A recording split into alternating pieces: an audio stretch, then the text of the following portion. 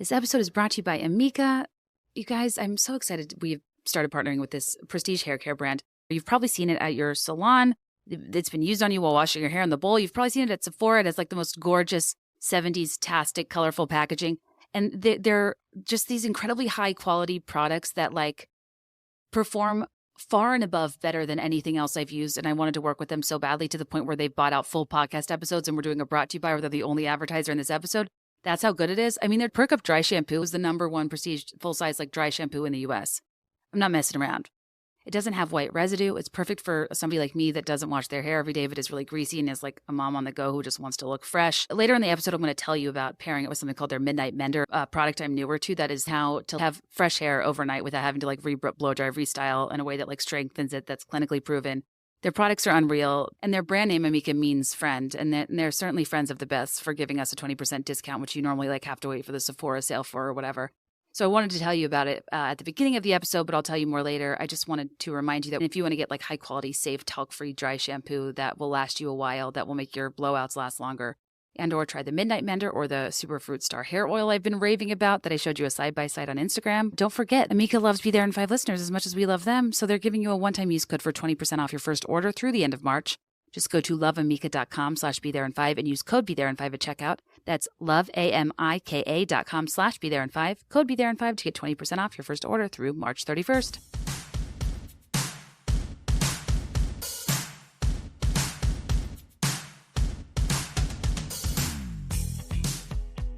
Hi, everybody. Welcome back to the Be There in 5 podcast. I'm Kate Kennedy, your host.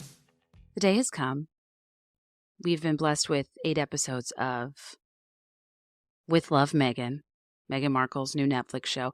I almost said As Ever, Meghan. That would make a lot more sense, you guys, and I think it goes to show how recent the pivot was to As Ever, if it's not already evidenced by the fact that the products are not for sale, but there is a website. Now, the vague marketing gal in me, but I have been out of the corporate world a while, would advise a person to have their products be live when they're, at their point of highest awareness for said products. But what are you going to do? They don't pay me the big bucks. We at the Be There in 5 podcast, we're very harsh on American Riviera Orchard and its many hard R's. I haven't heard that many hard R's since that Madison Reed founder reads those dynamic ads and has the hardest R's in radio. I hope they don't advertise on this podcast, but if you know, you know. If you're a listener for hard R's, you know. American Riviera Orchard they were not given the trademark because you cannot own or like co-opt a nickname for a location, I guess. And that got declined in August, but she made a point in her video to say she secured As Ever in 2022. And it does seem like something she would say a lot. I mean, listen, it's a salutation that's so old-timey, it only makes sense on written correspondence. And I think Meghan Markle is the last person on this earth to still be sending handwritten letters. I'm just kidding. I know a lot of you like written correspondence. It's just a little slow for me. And thank you note culture is something I have a bone to pick with sometimes. Especially like, can we give pregnant women a pass? I was just like crowning and writing thank you notes. And I'm like, run a racket. These people are so close to my life. I hope they know I'm deeply thankful. And I am. But I felt like an intense pressure to crank out these thank you notes when I was like in the depths of my pregnancy discomfort. And I just wish there was a better way. That's a rude thing to say. Long story short, I'm as unlikable as a lot of you guys probably think Meghan is. I do want to start by saying, like, I was just scrolling through TikTok and Reels and stuff to get like the general vibe, and holy shit. The way people hate Meghan Markle, I find Meghan Sussex. We'll get into that. I find it genuinely disturbing. The level of vitriol she's on the receiving end of, I just don't know why people are so angry. Like, she ignites something in people. They like really hate her, and it's really upsetting because I think it's totally fine not to like people, for people not to be your vibe. Like, you don't have to like this show. A lot of this show was like such an eye roll. It was all the things. I don't think it's meant to be taken that seriously. I think it's meant to be entertainment above all else.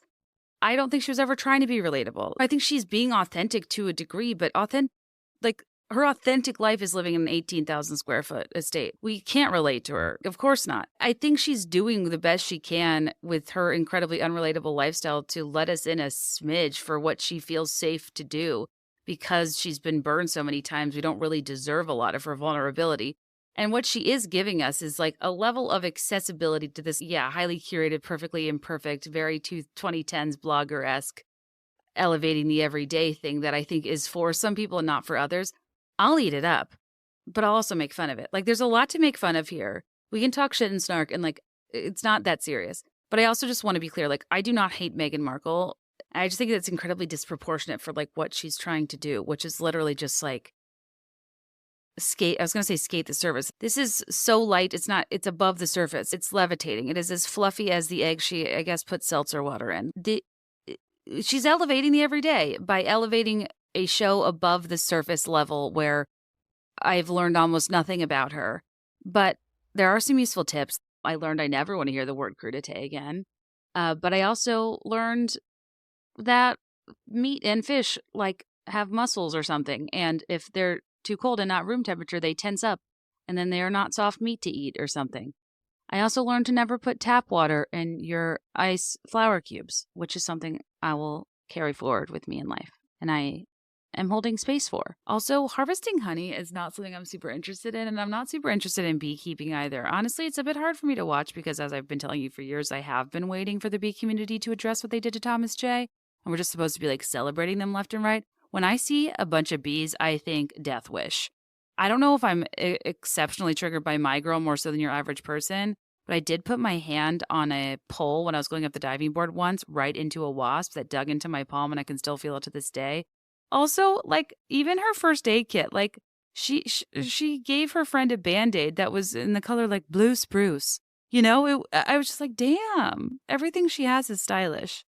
I saw somebody ripping her to shreds on TikTok. They're like, did she really just take store-bought pretzels, put them in a bag, and write on a little tag? Like, yeah, she did. And you.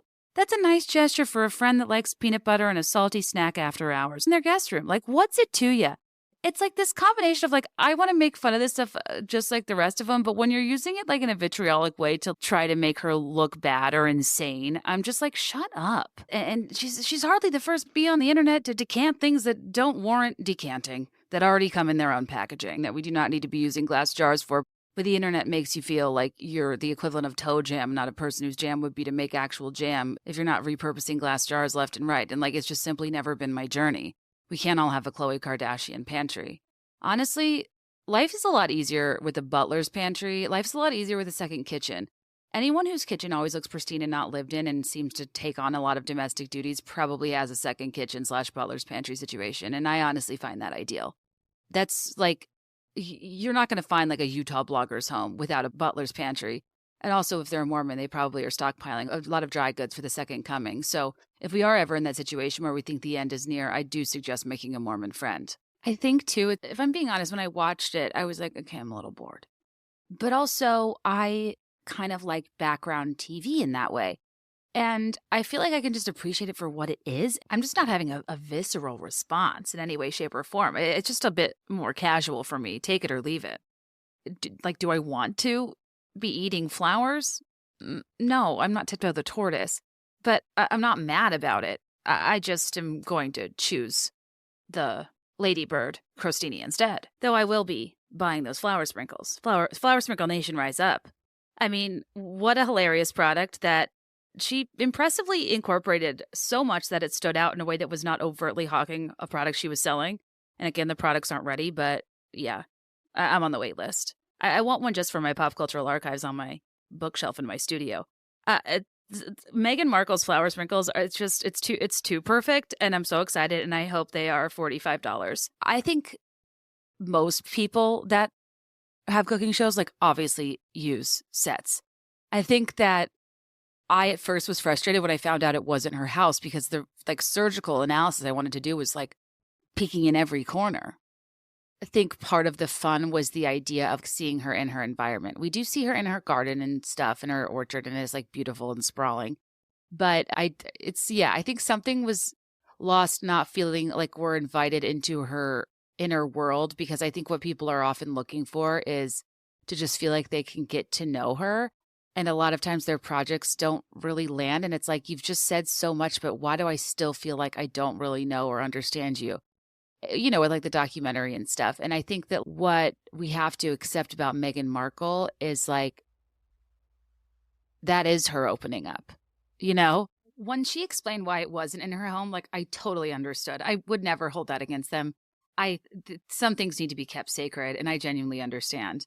I think that the thing I could have seen happening, Courtney was saying, like, the Kardashian style where, like, you're using the facade of someone else's house so nobody knows what it looks like from the outside while filming on the inside. But, like, Meghan and Harry might just be, like, a next level security risk. One. Two, the way she's picked apart having the interior of my home analyzed to that degree. Like, one time, I just was showing what I thought was a practical storage solution. I have one of those behind the door, like, plastic shoe racks that I have on the back of one of my, like, half baths upstairs that holds, like, hair products and PR and stuff. Honestly, I thought this was a hack for the ages. I was like, news you can use. I posted it to show people, like, hey, if you want to store a lot of full-size hair products, this is a really great way to be able to see everything you've got, but, like, keep it off a cluttered space and just behind the door. When I tell you it went up on Reddit in 30 seconds being like, what is this bitch's problem? This is hideous. I was like, it's nothing sacred. I just wanted a sensible storage solution, and I shared it with the internet and, to be generous. And that was like 4 years ago. Have I shared a storage solution since? No. I can dish it, but I can't take it. That's for damn sure. And I just don't even know. I can't imagine what it's like to be her, and I don't blame her for not opening her home up. And while most cooking shows I've watched throughout life have obviously been on sets, I do think there was something interesting here where there is a level of subtlety and how the comfort of your own home, your own territory, a home game plays into, I think, the way you move, the way you talk, the way you act, because at least you, like, know the set and where to go. And there's like there's a game of dressage one performs when doing things around their kitchen that they've memorized choreography-wise to a T, from how you dance from the dishwasher to the sink to when you're cooking something and you wash your hands when you have raw meat and, like, da-da-da. And whenever I'm in somebody else's kitchen, I don't know where stuff is or where it's stored, I'm just considerably more, like, clunky and awkward. Like, I tried to unload my sister-in-law's dishwasher to, like, be nice over Ram Jewel, and it actually took me 90 minutes. And it was to the point where she was like, I'm good. You don't really, because I was like, where's this go? Where's this go? Where's this go? And it just kind of defeats the purpose of being helpful. But anyway, so, like, I actually think that a little bit of the awkwardness, especially in the early episodes, could have been rectified being in more of a home base or more familiarity with the set. And I'm just personally obsessed with, like, their actual kitchen. I have a vague idea of what it looks like, and it exemplifies that, like, rustic, kind of Mediterranean, there are strong elements of, like, traditional country design that's very old world. Like, there's exposed wooden ceiling beams that, like, create this incredible warmth, and there's wide plank hardwood flooring. There's this, like, they have this stone accent wall with this beautiful fireplace that's, like, right by their dining table, these beautiful arched doorways and natural materials. And I don't know, it's a very lived in, comfortable, kind of classic Mediterranean kitchen that isn't formal. It's not minimalist. It's just traditional European country kitchen. To me, at least from what I remember seeing, that, like, I don't know, is what I wanted to be a part of this journey for her. And I do think the rental, while it is an $8 million rental, and for me to criticize that when I literally am a renter and can't even, like, paint my kitchen, much less comment on anybody else's backsplash, it just, it didn't have, like, the feel and the look that I kind of was excited for this show, which is fine. I got enough from, like, the outdoor landscaping and the orchards and stuff. Something about please don't make fun of me. This is so embarrassing. This is, like, the nicer kitchen than I'll ever even stay in at an Airbnb. But it did feel a little stale to me, and I can't really explain why. Sorry. I think I'm maybe a little bit over white kitchens. I'm choking. Is that a sign to stop talking? To be clear, I have a white kitchen. To be clear, my hot takes aren't about anything I can do within my means. My hot takes are about what I would do if I had all the means in the world. Well, I don't hate California modern. I think the current kitchen it's clean, it's transitional, it's bright and airy, it's stunning. I could only be so lucky. I will say that I feel like in making this, like, very Montecito and American Riviera vibes and aligning with Meghan's, like, super cozy aesthetic, I think there was a major opportunity to lean into this kind of Nancy Meyers Arcadia, like this Mediterranean indoor-outdoor living, rustic, warm tone, saturated colors, lower light levels, indoor-outdoor, like, wonderland. Just go for it. Go for, like, the full-on Montecito Riviera vibe that's just, like, warm and cozy and rich and luxurious. It makes you feel like you're in the Mediterranean in the United States. Like, I think that I don't think we got, with the exception of, like, the outdoors and the landscaping, which, sure, I think we missed a little bit of that magic. And I really do think that there's something so captivating as per, we obsess over interiors from like fictional movie sets. Like, I really do think the set mattered in this show.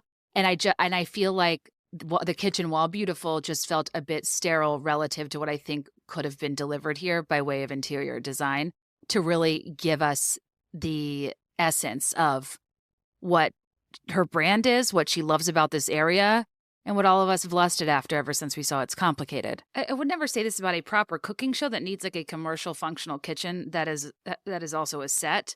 But this show, it's less about cooking, and like she's not a chef. It's about like curating. It's about vibes. That's an example of like a petty criticism. If I were to be a proper critic of this program and be assessing it for its quality, its cohesiveness, its production value, so on and so forth, what I'd say is that I'm not totally sure this show knew exactly what it was, what it wanted to be, how it wanted to take inspiration from comparable programs, how it wanted to carve out its own niche. I think when it's about so many different things that like represent curating a lifestyle, you can get lost in like covering a little bit too much. You can get really stale by spending a little too long on a balloon arch. It's a delicate balance that I, as a person who is not a producer, simply do not know how you strike, and it's easy for me to say. But it felt like it was a bit lacking in identity, and I didn't really. It's like the format and like formula was predictable, but still show to show, I just didn't really know what we were doing and what to expect. Yet not in a page-turning way, but in a way that I was like, I don't really need to see what's next type thing after a while. I don't know, you guys. As I'm speaking now, I haven't even finished the last 2 episodes. It was almost like I started being like, I can't get enough, then being like, I got the picture. I almost didn't need all of it. And it's not a show you binge. It's just like one I would put on in the background for some like easy listening, easy watching. And I think it serves that purpose. I think it's really kind of comes down to people's expectations for what this would be. This show is kind of a weird in-between where it didn't fully commit to aspirational and accessible luxury. It didn't fully commit to being relatable. And while it doesn't personally bother me, because I think I can take it at face value, like if the goal is to cater to the average viewer, independent of their Meghan Markle opinion, and to kind of win people through this format, I don't think it had a clear enough point of view or connection or concept to like sink your teeth into and get attached to. It's almost like I don't know, what's a metaphor I could use? It's almost like cotton candy in a sense. Like it's appealing and it's bountiful and it's beautiful on the surface and you get really excited about it, but ultimately it gives you very little to chew on. And it's a little unsatisfying despite its promising packaging. And you're almost left with like a bit of a stomach ache from the saccharine state it exists in because it's too wholesome for its own good. You would think that would make it addictive, but it actually makes it spoil a little sooner than you expect. But that's kind of the MO of the type of content she has experience with from her blog, The TIG. That's very much the cupcakes and cashmere rubric of, elevated everyday living that was never trying to be everything to everyone, nor be prescriptive or demanding. Like this is at-will inspiration that I think sometimes people unfairly assign responsibilities to that I don't think it necessarily should be held to. Like, consume it if you want, don't if you don't. The nature of this type of content is that, like, it's going to prioritize consumption over connection with the audience. It's always going to be a bit empty. And it's not that the emptiness, like, negates the comfort it provides, because I did enjoy watching it. I personally enjoy a temporary emotional refuge, and sometimes, like, I'm soothed by spaces where life appears manageable and beautiful and organized when it doesn't in the real world. And I know, but a lot of people, like, fundamentally disagree with that and think it's setting on these unrealistic examples is really damaging. And like, I get that side of it too. And there isn't a lot of transparency about people's situations. But I think we all know Meghan Markle is a multi-millionaire with a lot of help, a lot of privilege. And I don't think that was ever in question. So I hope we're not comparing ourselves to her. It felt similar to a lot of their projects and just falling a little short of feeling like there was anything really substantive that would really make you walk away and say, I get it. I get them. I get her. I don't know. I think that they have a big deal with Netflix that they have to fulfill. And when there's not a clear vision for what they want to do, or there's like a half-formed one, it can feel a bit like these things are made for our consumption and to cash a check, but not necessarily for any sort of audience connection, which is, I think, that what they kind of verbally will promise us, but not entirely deliver. So here at the Be There in 5 podcast, I also lack a distinct point of view, and I like to walk through how I can see things a lot of different ways. So I'm sorry if this is frustrating. I also have a tremendous amount of empathy for them that I don't know if it's necessarily popular amongst the general population, that all the while I kind of just want to make fun of some stuff because this type of content is just delightful and funny and not that serious if you don't want it to be. I do think it was an enjoyable watch. I was pleasantly surprised by a lot of it. I will say sometimes she talks to adults like they're children, and sometimes, and the Mindy Kaling thing was a whole other situation we have to talk about that I just wish was cut because it just didn't do any favors, and I don't think it's what she meant, but I think it's what it looked like was what everybody's always saying about her, which was really unfortunate. I think that I share a lot of Meghan Markle's aesthetic taste, and like what I know from their estate is just, it is so stunning. And I just am interested purely as a spectator. Like, this is my dream life. I am a chaser of vibes, a curator of none. I have no skills. This is the type of content that I find soothing. I don't watch cooking shows to learn how to cook, though. Like, much like I don't watch The Housewives to learn how to interact with people like a normal human woman. I like appointment TV, but I also like background TV. I like TV that is effectively elevator music. There's something about just watching people make nice things that is delightfully mind-numbing that I really like. And I liked this show for that. And I think if you don't take it all that seriously and look at it all that deeply, it was just nice background content that wasn't overly prescriptive or instructional. It was like half Selena and Chef, half like a little bit of Martha Stewart reminiscent how-to. Sometimes a little bit condescendingly simple, but sometimes a little bit pretentiously unnecessary. You never really knew what you were going to get between the orange juice roses or the within reach hemp hearts and flax seeds to like sprinkle on your kids' pancakes at a moment's notice. I literally wrote down, should I be sifting my dry ingredients? Like, this is my skill levels are pathetic at best. My skill levels are, I have a semi-homemade with Sandra Lee degree from the David Rose School of Folding the Cheese. I don't know a lot of kitchen terminology. I don't have a lot of cooking skills. I like to assemble things like Meghan does. Like, I can make a mean charcuterie platter. I can put together a dish of like semi-store-bought things. And I'd be lying if I said I wasn't inspired back in the day by one Sandra Lee. I mean, combining multiple full-strength alcohols in a single drink midday on a Tuesday, when the most labor you performed all day was something called like cheesy corn fettuccine featuring jarred Alfredo sauce mixed with canned corn and pre-shredded cheese. It's like making preservatives your plat du jour. Like, yeah, that's the people's princess. I mean, this woman, her baked potato soup, didn't she use potato chips instead of actual potatoes at one point? Remember her Kwanzaa cake? I mean, there's so much there. Actually, maybe I take back that I'm Sandra Lee trained. How about the spaghetti, though? That looked good. I'm into it. Also, beeswax purifies the air? Who knew? Who knew? She's just kind of a richer version of the rest of us. Like, she used her honey and then the leftover wax to make a candle. We love a craft with leftovers, just like we use our candle votives to hold makeup brushes. It's the circle of life. It's a tenet of girlhood to find a crafty way to repurpose consumer goods to feel a little bit less guilty about your contribution to your local landfill. I joke that I don't care about natural light and I'm into choppy floor plans, but in reality, if I came into a large amount of cash, I would like beeline to that part of the country and, stake out my own Spanish colonial villa and its surrounding gardens and orchards and like lush landscaping. And I say that as a person that theoretically doesn't even like to be outside. But the idea of this is so appealing to me that, like, I would watch this show even if it was pure garbage, which I don't think it was at all. So that's me, to be fair, trying to be, like, a bit more objective, not be just a Markle apologist. If I didn't have a podcast, I would simply not be commenting, like, rude stuff in comment sections, would not be talking shit about this show. Like, I got a kick out of it. I thought it was light and fluffy and did what it needed to do, and I, as a person, just kind of appreciate this genre of content. I find a lot of comedy in it. I could dwell on any one piece. I mean, I've done full episodes about just bar carts alone. So I'll do as much celebrating as I do criticizing because, listen, I learned some stuff. I love hosting, and it's something I've really started to like more as I've gotten older, especially as I've had a kid. Like, I love hosting Thanksgiving here. But, like, I get it beautifully catered. I no longer assign a great deal of value to my level of domesticity and what that says about me as a person, as a woman, as a wife, as a mom.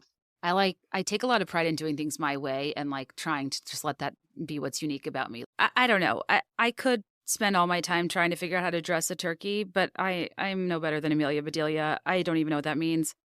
And it will just taste so much better if I swallow my pride and get someone else to do it. And meanwhile, I think everyone likes it better that way. I also like would love to be the aunt. Like my nephews are like, oh, we like going to Aunt Kate's in the city. She buys us toys and eats takeout. I think we can like carve out our own style for like what is fun and what is warm and welcoming. And yeah, I guess I don't find these shows to be like off-putting because I don't really feel a lot of pressure to be like that.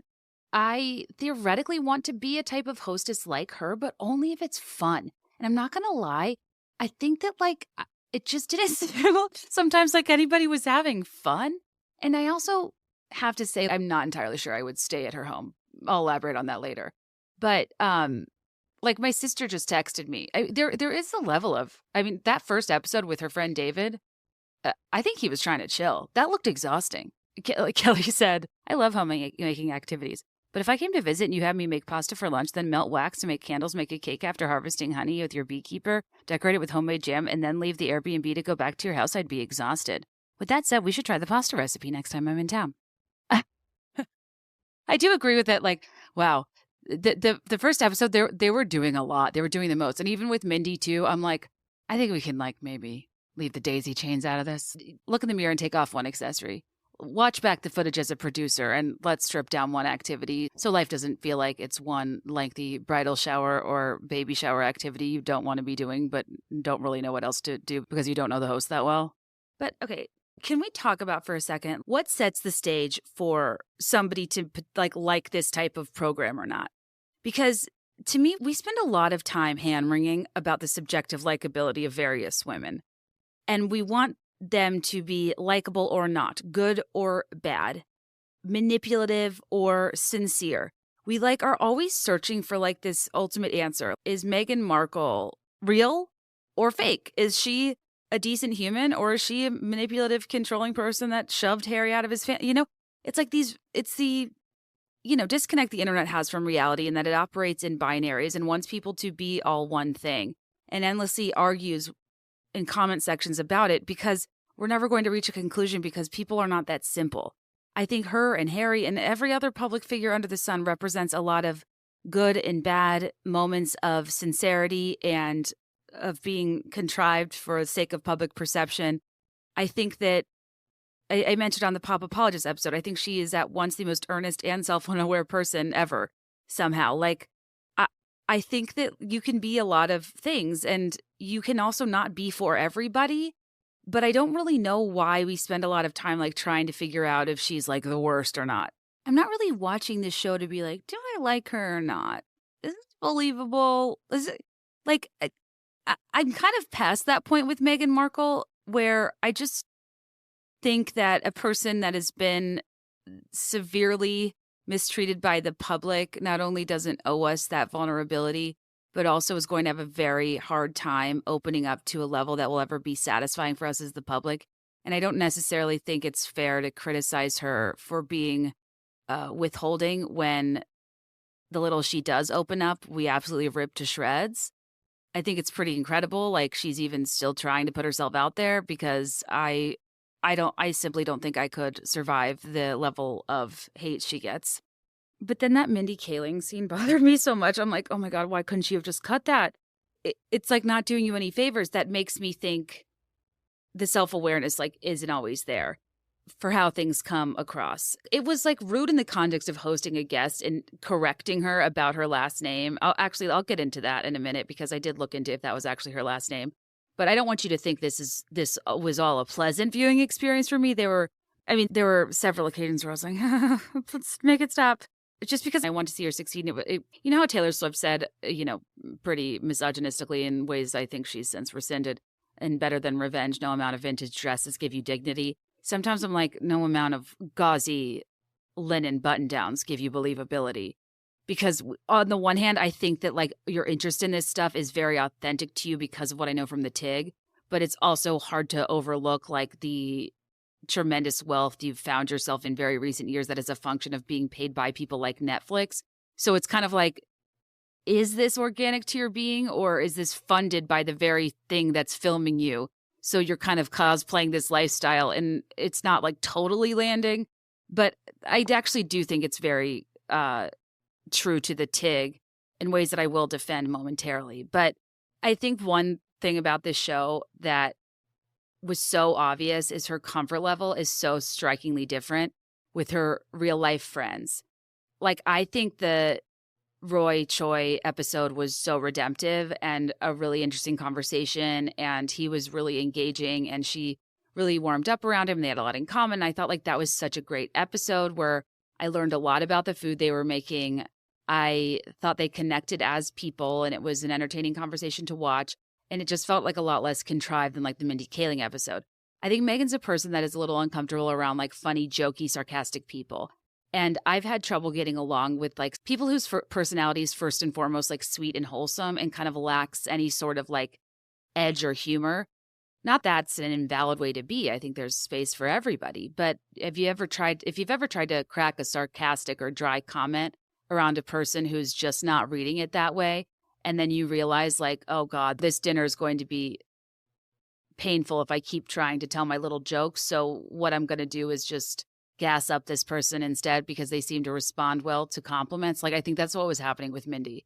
She was just like over complimenting her, and like they don't know each other at all. And she like didn't really know what to talk to her about, because on a show where she's not going to get that personal and they can't really connect, there's not a lot on the table to talk about like their kids or their families or their experiences beyond both being on TV shows for 7 years.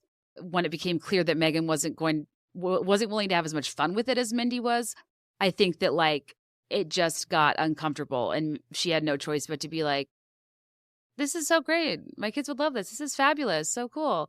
But I wish she would have taken the bait to make jokes more, because, again, there's a lot to make fun of here that I think could have been a little bit more playful. But Meghan was actually even more playful than I even thought she would be. I thought she would be a little bit more reserved. But I think she was just there in all of her earnest, cheesy glory, saying things like, my bacon brings all the boys to the yard, which cements my theory that she's still at the restaurant. Her references are old. Her curated style of aspirational living, her blogger-esque essence. I just think that while she was busy, while she was being traumatized by the firm, while she was birthing and caring for Archie, we were making balloon arches in ways that she maybe missed, and that we already kind of know how to do that. But it's okay. It's okay. I think I'm curious if any of you are watching for this reason, or if I'm projecting this onto millennials in an unrealistic way. But arguably, wanting this type of lifestyle, I feel like, is often attributed to being like basic, which would suggest it being common is what makes people kind of reduce it to it not being a valid aspiration. But honest to God, ever since The Parent Trap, that in ways that only got worse with Something's Gotta Give, that was fully cemented by the time It's Complicated rolled around, I just think that I'm a millennial who's a victim of what I don't know what to refer to it as other than like Nancy Meyers tableau vivant. I am haunted by a style of aspirational living that articulates lived-in luxury so well. Upon first observing this type of sun-drenched coziness, you're not even aware of the tremendous wealth and resources it takes to pull it off. And I think that I should, lead this episode with being very clear that I am first and foremost jealous, because I think that her sprawling Montecito estate represents like the millennial girl's dream in a big way. That is what I'm watching for, because when I think of my best case scenario in life, I'm quite literally living on a Montecito estate. I like hardly know anything about the area. I've like wine tasted in Santa Barbara a couple times. My husband and I have like stayed in the Santa Ynez Valley, in which outside of Neverland Ranch, I was like, holy shit, this is heaven. This is all of the charm and glamour and beauty and temperate climate of, SoCal that makes it appealing, but with like a European charm that makes a part of Southern California, a place that largely I kind of in my head is more new money, it feel like old world. There's, and listen, I'll take either. Old money, new money, I don't care. I don't discriminate. I like both. But there's like a difference between the type of real estate, if you like dream of like $1 million listing, LA type of white, lacquered, clean-lined, modern cliffside home versus like a Spanish colonial terracotta roof, stone-washed walls, indoor-outdoor style of living with lush gardens and gazebos. But I guess it's not even like that specific to Montecito, but like I just think Meghan represents kind of this aspirational lifestyle that in other contexts is kind of unapologetic and we accept it for what it is. In kind of Anna Garten core, Nancy Meyers core, like these types of settings and scenes and entertainment that implies it's not accessible to your average person, but we don't hold that against it. And I bring this up because I feel like a lot of the criticism I'm seeing is just like the stuff that people that just don't like her and she can't win, but also just like it being out of touch. I think sometimes I feel confused by like the subjectivity and selective nature of who has to meet certain standards for being in touch and apologizing for inaccessibility that their, public existence implies while still like using that as a form of entertainment. Like it's just a little confusing. Some creators and public figures just like live in their privilege and exist in it and people accept them for it. And others, people demand a like constant apology and caveating of it and, treat what they share as more, showing off than sharing. And like, I'm fascinated by watching how this goes down on like TikTok, for example, where there's some like really wealthy, more luxury genre creators that are just like praised for the queens they are and all the beautiful things they have and like their impeccable taste. And there's some people who do those exact same things who are absolutely like torched for it and completely dragged for being like out of touch and unrelatable. And I think that especially in a TV program that I think by design is supposed to be a bit agnostic to the time in which it airs to a degree. I mean, the goal is more evergreen content, blue spruce, if you will, the color of her Band-Aid. So I just don't, it's not like this is just somebody's Instagram story. So I guess I'm a little bit surprised by the out of touch vibes because I just expected that. I mean, again, she lives in an 18,000 square foot estate that she bought for $15 million. That's doubled in price since they got it in 2020. Like, I think it goes without saying, like she's not one of us, but that doesn't mean that I don't want a lens into her life and lifestyle. And I'm not so intrigued because since they've been in the States, there's just like a shroud of mystery around their existence to a degree, even though I know people claim that they wanted privacy that they don't actually pursue. And I maintain that there is a fundamental difference between a public figure's right to privacy and their maintenance of their public-facing career. Like those are two different things. Wanting privacy and security and safety for your family doesn't mean you never want to be in the public eye. Regardless, I just, the internet is fickle, and I guess I'm not surprised that people are just eye-rolling left and right. And like, of course, there is some of that, but I thought it was like established that this would not be a relatable program. And I just think there's a camp of us who aren't maybe watching the show in the same way other people are. I am just looking for an entertaining TV show for a lifestyle that looks incredibly glamorous. And that's all I really need. I mean, this isn't the White Lotus. There's a time and a place for layers and nuance and building of plot. And there's a time to watch a woman build a balloon arch like it's the first time it's ever happened. My God. I'm not always looking to like have to watch a show so closely that I need to read into the monkey's facial expressions or wonder if a rogue forbidden fruit that's fallen from a tree that somebody slipped on like a banana peel represents their impending doom in like a murder mystery show. Love the White Lotus, by the way. But I also love to put lotus flowers in my ice cubes. Without tap water, by the way, it's going to be too cloudy. And drink a cocktail with them. Do I? I'm not sure. Ever since Elphaba expressed that, her and Nessa Rose's mom ate too many milk flowers and she couldn't walk, I'm like, well, what's up with milk flowers? And why aren't we raising more awareness for this? Is that fictional? I could look this up before saying it on air to thousands, but IDK.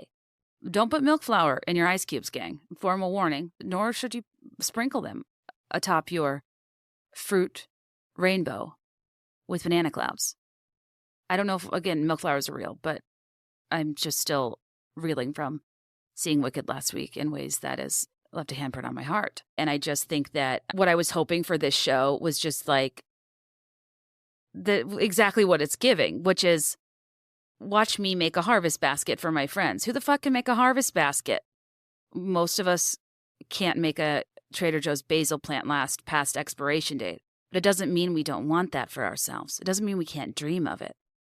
Even when the disconnect I felt with the kitchen's styling, I still felt the essence. I still felt it as she was out and about, farmer's market, buying flowers, as she was in her garden, as she was in a gazebo. I still got the gist. And provided, like, a lot of pleasant things to look at and something that didn't spike my blood pressure, which in these times I generally appreciate. But back in the day, my favorite content was watching like The Fabulous Life of, was watching Cribs. I know it's less popular in recent years to advertise a penchant for excess. And I think there are times to read the room, but there are also times when I just want to see how someone else decorates their room and it's not that deep. I do think that this show and where Meghan Markle's life net out is a really fascinating confluence of many of our obsessions with Nancy Meyers aesthetics that are very like Montecito adjacent, the immaculate sun-drenched domestic spaces that kind of represent this like material security we always like dreamed of that is ever fleeting as we approach our impending financial doom. But the aspirational aesthetics of like California casual paired with luxury that requires immense resources that you don't like really see. And it's almost this like, it's not ballerina farm-esque because that's high labor and like my life will be complete if I never touch a cow's teat. But it's kind of similar in that it's marrying extreme privilege with the performance of pastoral like simplicity, right?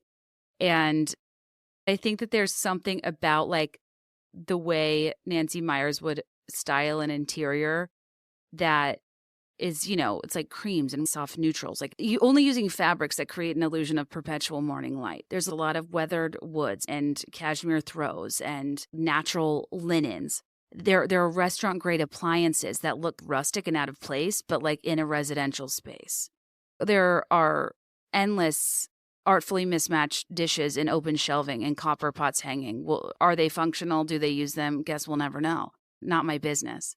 But these living spaces have like these overstuffed sofas that like you can nap on, you can live in. They're not too precious to sit on. It doesn't feel like your net worth will be wasted if there's a wine stain spilled. The bookshelves are, you know, arranged with only hardcovers, narrow paperback in sight. I don't know what that is. There's this distinct nature of a Nancy Meyers aesthetic is in how it combines grandeur with comfort.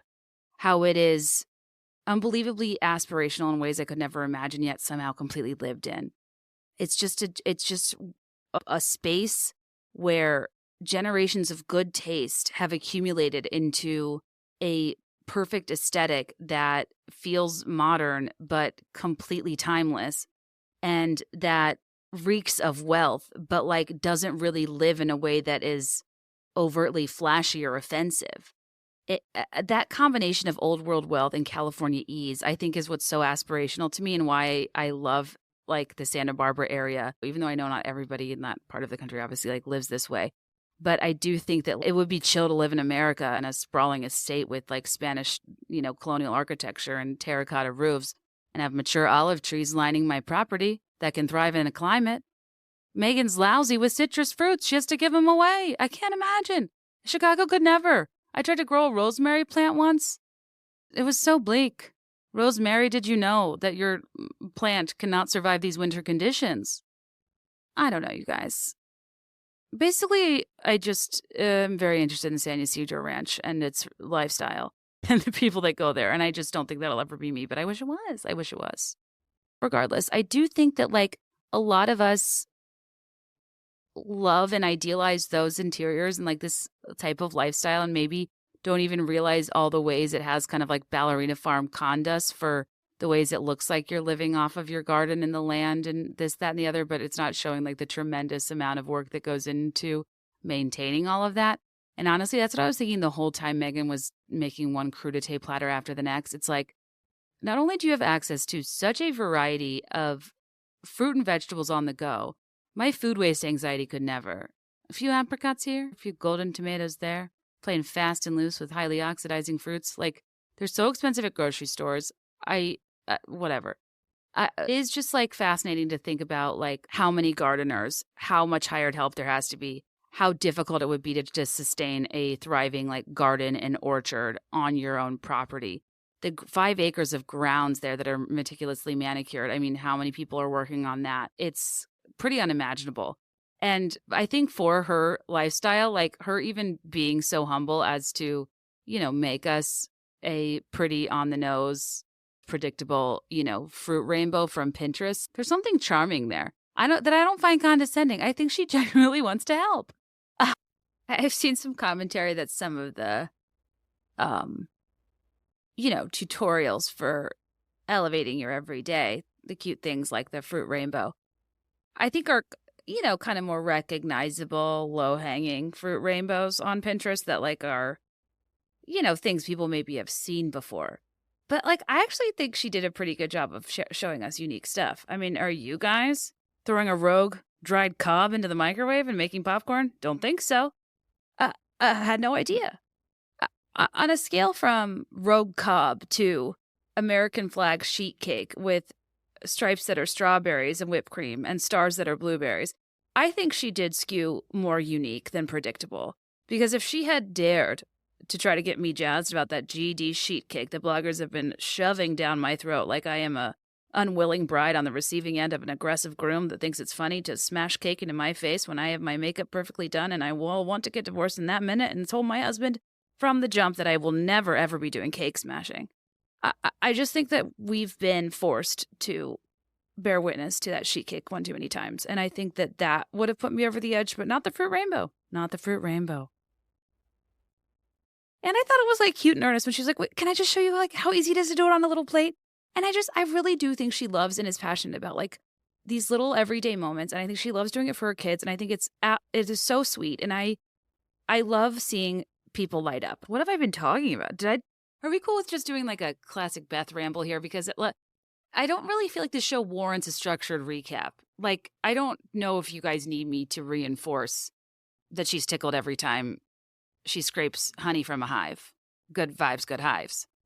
I think that there's going to be some of us that just delighted in the inadvertent comedy of the earnestness of the very wholesome references and little jokes and levels of playfulness that I just are true to what I've always said about her, which I just think she is a corny individual. And I don't think she's being fake at all in that. Like, you have to watch the documentary and the videos of her as a little girl. Like, she has always been this person. That's why it kills me the more projects she does and the more she lets us in and she gets punished for it. Because I'm like, I think, guys, at a point we need to say, it's not that you don't like Meghan Markle because she's not authentic or she's fake. I just don't think you like her that much. And that's okay, too. Not everybody has to be everybody's cup of sun tea. And that's fine. But like, instead of searching for all of these like morally higher reasons, like she's a good or bad person and why you do or don't think her existence in the public eye or media is valid, like, I think it's more of a good for you, not for me situation. Doesn't mean we can't poke fun and laugh and enjoy it. I think that the intensity by which people are vilifying her motive for this show is just like not there for me. I think it's just meant to be lighthearted and taken for what it is. I don't really even know how to hone in on what I want to say, but I do think there's a confluence of some basic millennial desires that exist within what this show represents, which are, of course, Nancy Meyers interiors, a deep history of light crafting in the 90s from magazines and our mothers who inspired us and paved this path for us to like fun tips and tricks that are so specific, yet feel transformative when you first hear about them. I'm the type of gal that will marvel at a ladybug/ladybird crostini in the same way in the 90s. I was amazed at how accurately you could make the shape of an angel for a Christmas ornament by spray painting pasta. Bow tie pasta for the wings, macaroni for the arms, rigatoni for the body, little ditalini for the hair, spray paint it white, hanging upon a tree. Stunning. Hark the herald angels sing. Glory to these gluten queens. I wish I could do a poll. Like, for those of us that find this type of content fun and aren't like reading too much into all the ways it's out of touch and on this economy and like whatever. It's just kind of like mindless entertainment and fun tips that you can take or leave. I mean, don't you feel like a lot of 90s girlies grew up crafting, whether with your mom or, Girl Scout troops or your friends' moms or I don't know. I feel like I grew up like doing crafting circles. Or, like whether there was so many things you could do in the American Girl magazines and Martha Stewart Living and Southern Living, whatever obligatory subscription you coerced your parents to get, in perpetuity from the school magazine drive because you wanted to win a, Weeple worth a dime or best case a 20-inch TV VCR combo. I feel like there's an evolution here of people that did a lot of magazine crafting in their youth and people who now value a tip and trick even if it seems a bit out of touch. You just like to have it in your smock pocket. Smock it? Regardless, shout out to all the 90s adult women, whether you led a troop taught your daughter or her friends. Digging your salmon libbies into homespun country-style crafts from magazines in the 90s that made for excellent parent-child bonding, seasonal decor, party favors, and beyond. And I think really served us in life when, post-recession, Pinterest came around, and then we could suddenly had a roadmap to DIY more things like in the magazines of yesteryear. And even though we couldn't afford anything and we're being employed by the gig economy, we wanted to elevate our everyday with wood pallet furniture and really felt like we had that do-it-yourself spirit from a legacy of light magazine crafting. So I salute you all. Like, people act like Meghan Markle's a mean girl, but when she talks about not being cool and like being bullied, I actually believe it. Like, I think all of her home video footage is kind of nerdy. All of her we've talked about, like in 93, she was taking in Procter & Gamble from like middle school, allegedly. I was just trying to be ground upon in a middle school gymnasium to Usher's Yeah. I relate to her in many ways of being like earnest and a little corny and liking DIY stuff. And even if I myself don't embody that like effortless coolness, I would like to try. But I don't relate to her lifelong commitment to altruism. My God, she was like a humanitarian before she even met Harry, and it would have been convenient for her to be. There are times I'll kind of sour on her, and there are times I'll remember like the footage I've seen over the years where I've been reminded that like she really is, I think, who she says she is, and I think is understandably withholding with more private or intimate sides of herself, but I think she has like every right to be, and I just don't really hold it against her. Like the type of stuff she talked about in the TIG that she's returned to now. And I'm curious for any of you out there that kind of share my disposition and aren't like enraged by me kind of politely navigating through this in a way that you might think is fake. But I honestly mean it when I say she doesn't bother me that much outside of the unforgivable podcasting deal that will forever irritate me, and the fact that I think that it's worth noting how much staff turnover she and Harry have, and that there's something to their working style or workplace environment that I don't know if it's toxic or unorthodox, but it does not seem people like to work there very long. And I do think we have to listen to that, and that likely means something. But it was funny to like watch something and have like a pleasant like viewing experience and it be what I expected, and it be along the lines of like the type of aspirational content that I tend to not overthink and I like his background programming, and then to just scroll through like TikTok and Reels and see people like ripping this to fucking shreds. And it's like, oh, is there something wrong with me? I don't know. Part of me is curious if there are some of you out there like me who just are not bothered by this programming whatsoever. Did you also have a copy of American Girl's special edition book, Jazz Up Your Jeans? Did you spend a lot of time making a yarn doll from Kirsten's craft book and consider it a good Saturday? I think there are some of us that like unnecessary tips and tricks that come from a long legacy of 90s crafting from magazines that prioritize parent-child bonding through DIY tips and tricks that you found utterly satisfying. I wasn't called worse homes and gardens. Like, let's face it, some of these things are a goddamn delight. I mean, I did want to be ground upon in a middle school basement, but I also love to moonlight in my garage as a woodworker making a Jacob's ladder. For all the ways there's a lot of cringy elements of this show, I also am a little bit nervous that I feel like I understand her. And that for me is going to require a long look in my oversized anthropology mirror. A Jacob's ladder is a really satisfying gift shop thing to buy on a field trip, by the way. If you go to those like old-timey butter churning places, they're like toys of the past. There are no toys of the past. There's a Jacob's ladder, and that's it. What else is there? They sell like paper dolls with old-timey fashions. What's it called? A string for... Wait, what's that called? You put your hand in? Oh, cat's cradle. Duh.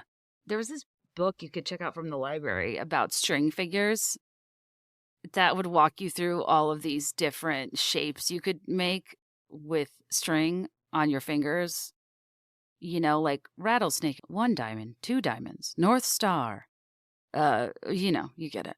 But nothing really captured the excitement of catching your friend's hand in a cat's cradle like a Chinese finger trap.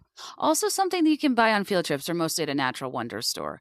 That and like a rain stick, those types. There's like the token things you'd pick up that were under $20 that will give you an afternoon of a good time. That weren't necessarily craft-oriented, but things you could buy. But I just have very specific memories of making certain types of things that I feel like a lot of us made.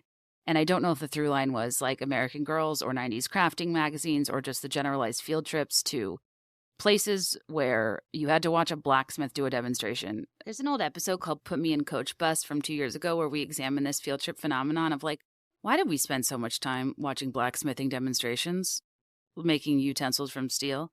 Ooh, the creation of a nail. Like, I get it. It's important to like building structures in our history.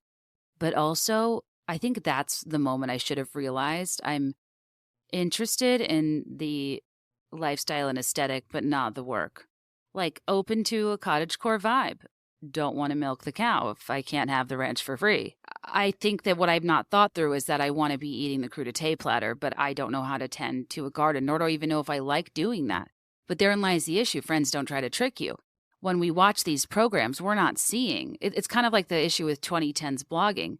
There's so much that isn't being shown to us that makes us aspire to something that isn't realistic to what it would look like in life, or might not even be what we want in life due to the amount of labor it requires or the amount of hired help that it would, demand to maintain it in a way that it is being presented to us. If you really want to poke holes in this balloon arch, the issue with aspirational Montecito lifestyles presented in this way, it does represent a great deal of erasure of labor, of time, of expertise, of the, small army of people who make effortlessness possible for the wealthy.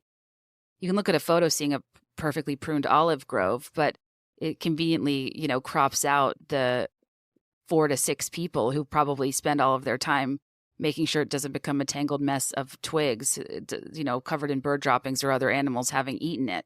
It's that behind the scenes stuff that exists, but is not always at the forefront of your mind when you might be consuming this content and it's making you feel inadequate.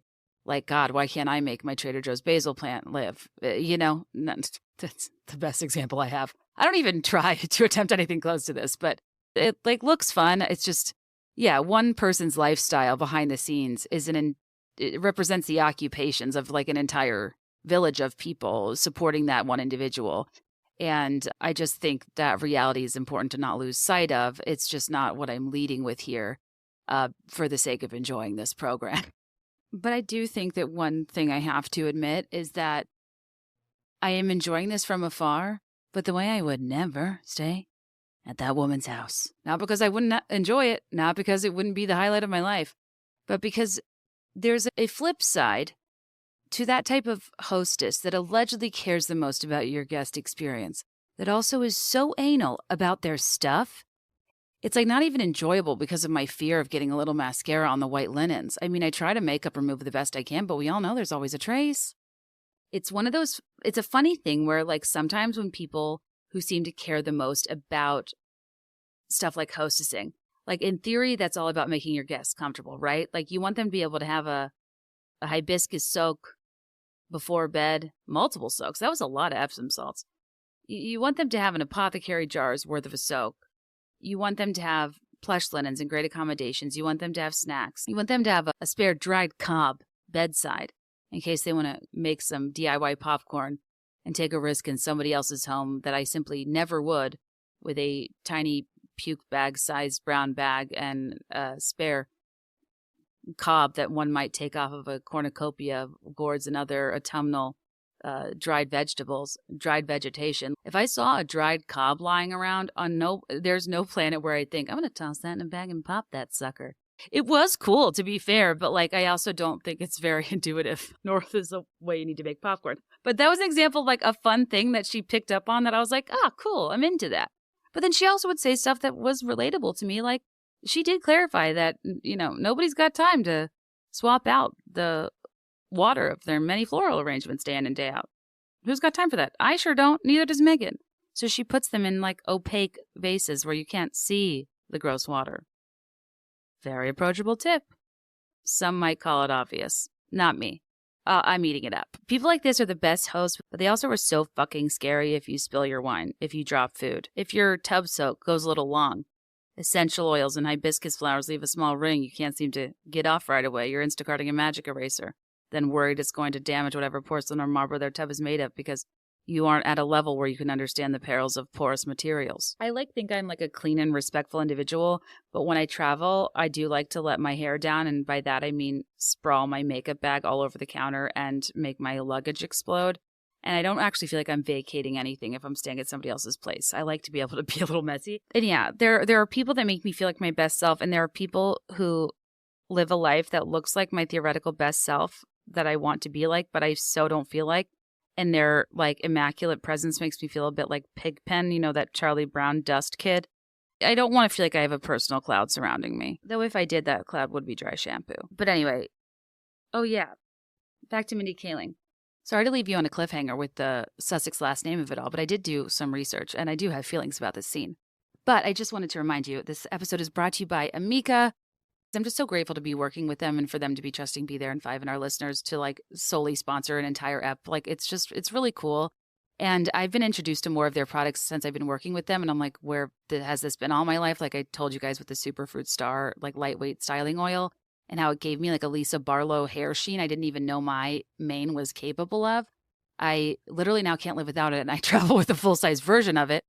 But as I've told you, like their Perk Up Dry Shampoo, like it has a cult following. People are obsessed with it. The full size is the #1 prestige dry shampoo in the U.S. It's talc-free. It uses rice starch to absorb oils. Like, please stop using talc in your dry shampoos. You might not even know it has it. It absorbs oil, reduces odor. It has an invisible finish. There are like literally thousands of 5-star reviews. And we all know dry shampoos are not all created equal. And this is just the absolute best in the business. They have like Perk Up Regular, Perk Up Plus, Perk Up Ultra for different like levels of oil control. And, depending on how long you go between washes. But that's what I love about Amika. The Perk Up Regular is best for those who wash their hair 3 to 4 times a week. But for others, there are 2 other Perk Up formulas you can look into. And they also, they have 11 different collections to ensure there are options for all hair types, textures, and styles to, include a variety of different needs in their product suite. And on their website, you can like take a quiz to see what type of hair type you have. All of their products say very specifically what like type and texture it's good for. And what I'm new to is called Midnight Mender. What I love about Amika is that they go out of their way to clinically test. They do not need to be doing this in this category, but they do. And Midnight Mender is a clinically proven overnight treatment that conditions and smooths hair to reduce breakage and repair strength while you slumber. It's for all hair types, but really especially works for like brittle, damaged hair if you're experiencing signs of chemical or heat or mechanical damage, environmental stress, etc. I think I fall into all of those categories, especially postpartum. That's why like having my hair repair while I sleep is kind of ideal to condition and like smooth the strands, reduce breakage, so on and so forth.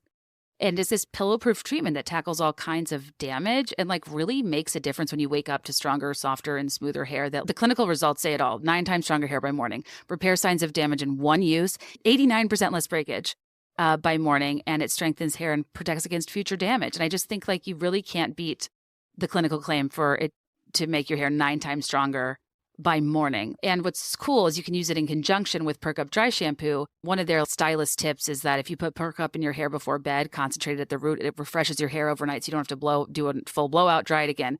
But it aligns nicely with Midnight Mender, which is the mask that works to repair strength. So people can alternate between using Perk Up and Midnight Mender at night for refreshed and like repaired strength hair. If you wanted an example of a couple products you can start with if you're new to Amika. It's an amazing organization that's committed to quality. They're B Corp certified. They use post-consumer plastics in their packaging. They're incredibly friendly to not just the best with their discount, but also to the environment.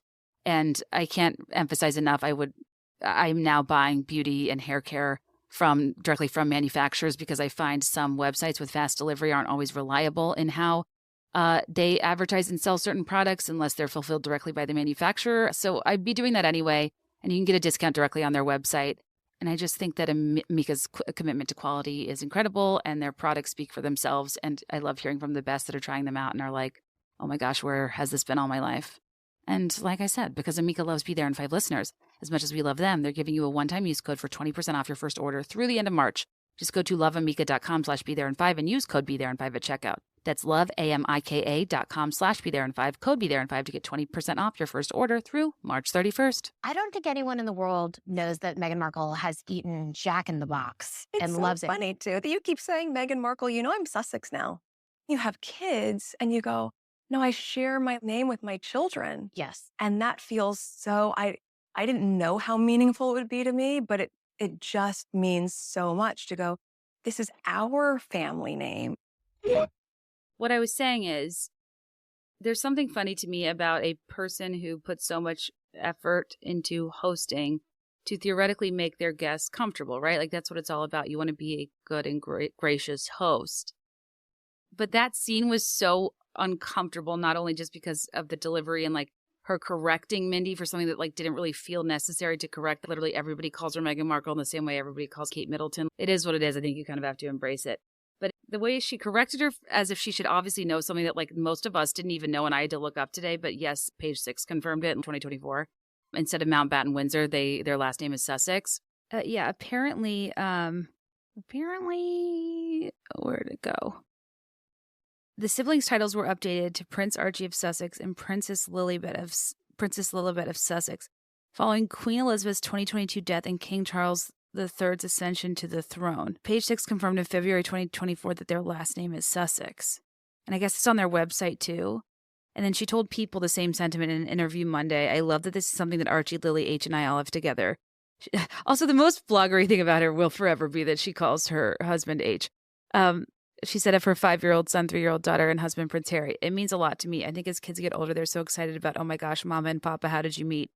Markle continued. I think that will come with time as they get older, but right now a huge part of our love story is that we share the name Sussex.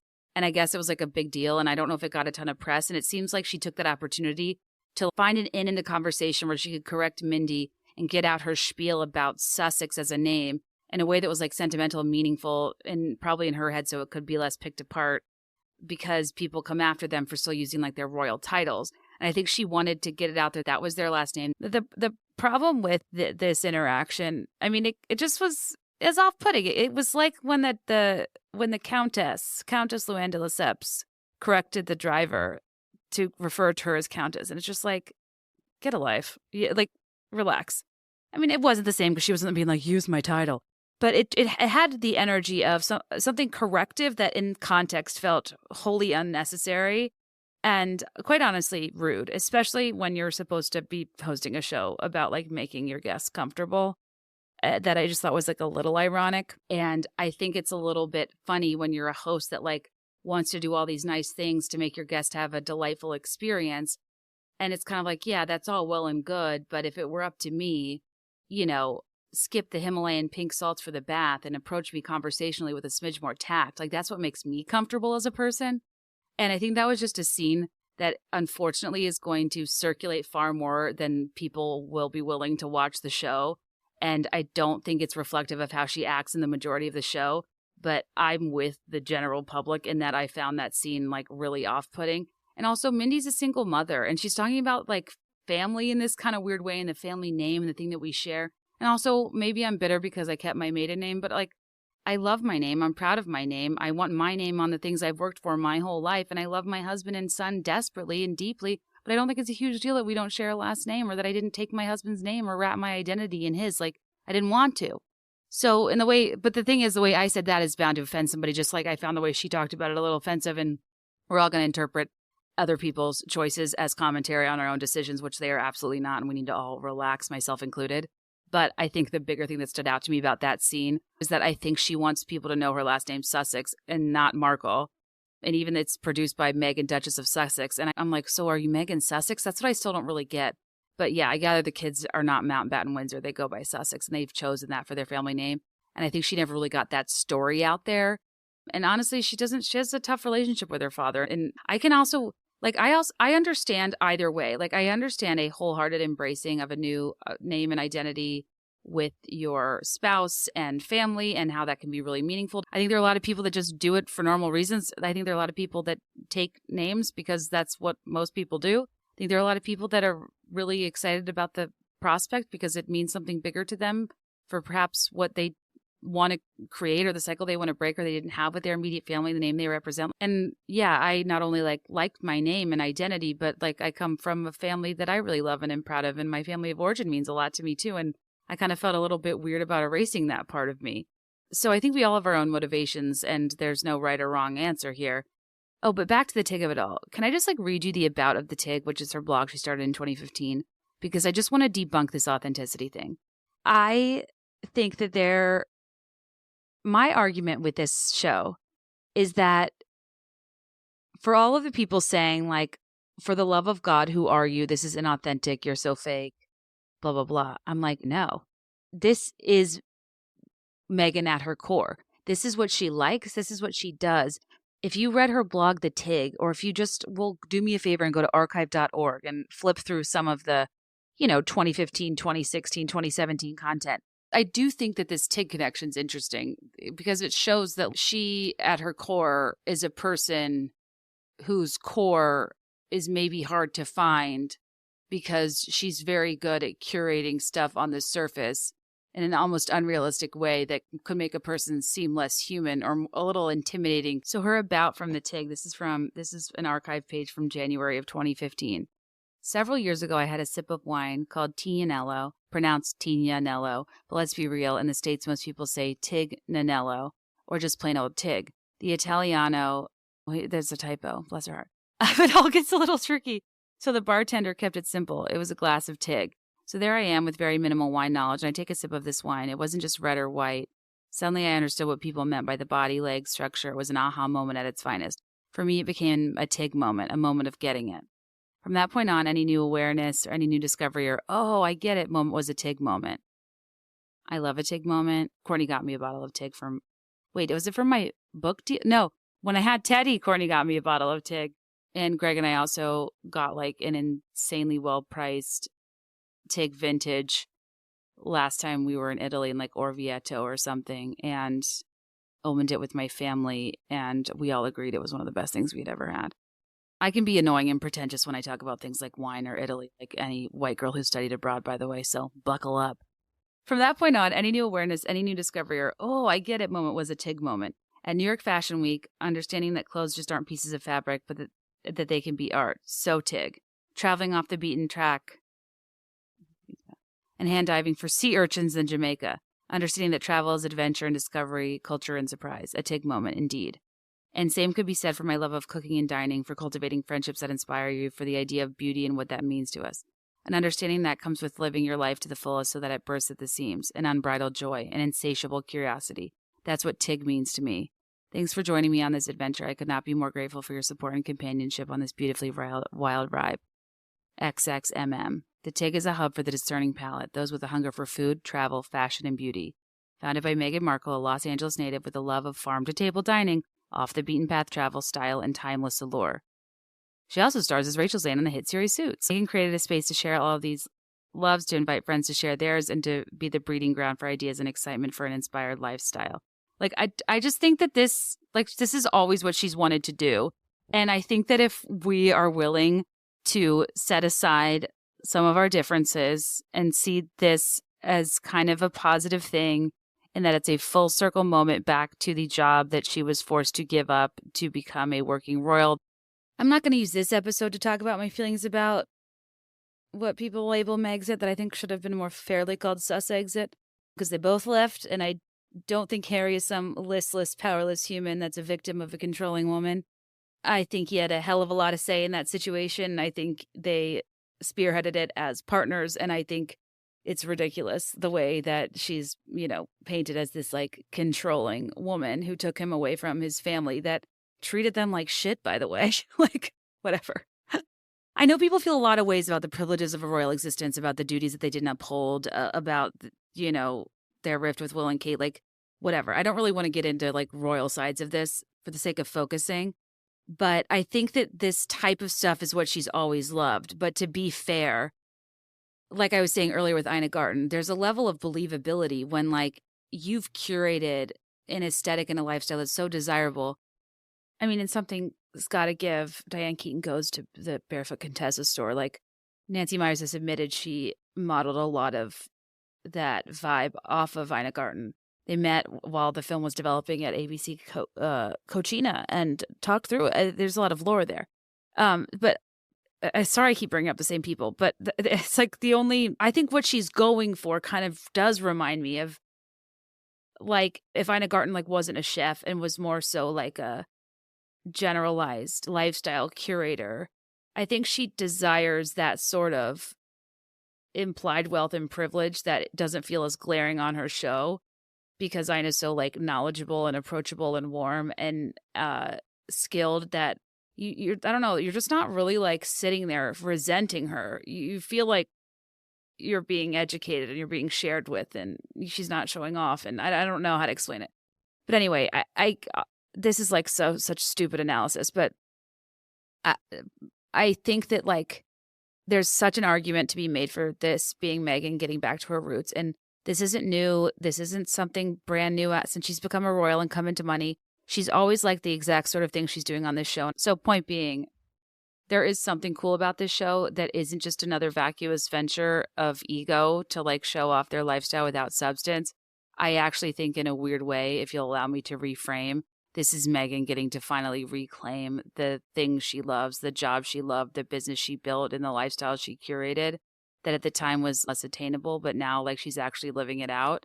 I think this is her opportunity to actually get to resuscitate the TIG, which I'm sure was a very hard thing to walk away from. I think she authentically is a person that likes this stuff that is so curated and aesthetically pleasing that it almost seems fake. But I actually know people like this who have interest in this category and who are amazing hosts. And some people that have took me a while to get to know at first because I was almost intimidated and didn't know if I should be off put by what I could have assumed was pretension. But like I think for a lot of people, it genuinely is the way that they show they care for people. And their style, as somebody else might express with like their fashion or interiors, they really execute with the way they host, they cook, and they do like small everyday crafty type things. But I just think the maligning of her intentions as like being fake and vapid and just caring about aesthetics and doing this for show is like kind of shitty, because there are people who they like this, these are their interests, this is their passion, whose love language is like hosting and cooking and beautiful aesthetics, and like they just have style and taste in ways that depending on the context in which you greet it can seem like pretentious or threatening, or like really welcoming and warm and loving. And I think that there are times when she seems like really warm and well-meaning, and there are times when she does seem like pretentious and off-putting, and it's like a little bit of both. And I think you're fine to interpret it either way. But my point of looping it back to the TIG is like, of all the things Meghan has done, this to me is the most authentic, because this is her true north. This is who Meghan Markle is. This is what Meghan Markle likes. And I think if you find this type of interest in presentation to be off-putting, you might just not like Meghan Markle, and that's okay too. But I weirdly do not find her to be like fake in a sense of her whole life is this performance of perfection. I just think it's so interesting how much people complain about them doing anything public facing when I'm like, stop, I want in on their life. Like, I want them to share more. Like, those people are still watching it. So I'm like, do you want her to collude with her own disappearance by like spewing off the most hateful, vile things about another person that don't feel proportionate to like the nature of what she's putting out, just so she'll never be seen again and to like shame her off TV? Because like that's what would happen with me. Like I would literally disappear forever. Sometimes I see what other people go through on the internet and I'm like, I'm a ticking time bomb, because this is just simply not, I think, a level of vitriol that like a human person can metabolize. Like it might kill me, honestly. And it sickened me to watch her, go on television and talk about having suicidal ideations while in her third trimester because of the press and the royal rota that like the royal family actively participates in. And she told this to the firm and they didn't give a shit. They didn't give her any resource. I mean, like, I think we forget that like she was not like just gleefully skipping out of there so she could go run off to her California life of like wealth and fame without any of the royal responsibility like people want to paint it as. I do think we forget there is a considerable amount of trauma that she was put through by the press and by Harry's family. And it doesn't mean that like you have to be team Meghan or team Kate, or you do or don't like the royals. It's like, this is what I mean. The binaries kill me. Is she good? Is she bad? Is she real? Is she fake? Is she vapid or an advocate that cares about things? Like, is she, but like everybody's a lot of those things. And I think we just spend a lot of time arguing about wanting people to like fall into one of these extremes. And it's like, I think half the frustrating nature of these arguments is because no one truly does. And there is no perfect, pure argument with few exceptions. I mean, I did just watch the Ruby Frankie documentary, May, Ruby and Jody Rotten Hail. Those demonic possessions, you guys, that there was not an ounce of humor in that, in The Devil and the Family on Hulu.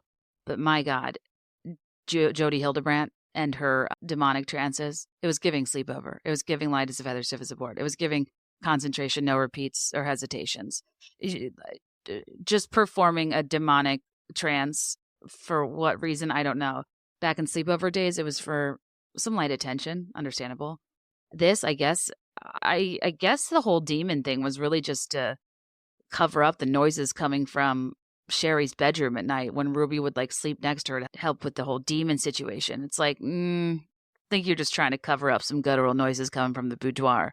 And it's like one of those things where I'd normally be more empathetic to like closeted story of individuals in a highly repressed religion that, you know, kind of conditions you to have to fit into this like ideological framework, and what the inner conflict must be like when your identity is at odds with the things that you're not only taught to believe and support, but also in these people's case, they actively proselytized and like split apart and ruined families and ruined kids' lives and sent them to camps for like being gay. I mean, these are two very deeply, openly homophobic women that are so problematic on so many levels. And Jodi had her license revoked. Like, she's done so much harm to families, but like they're literal child abusers. And like, I just can't extend to them any ounce of empathy.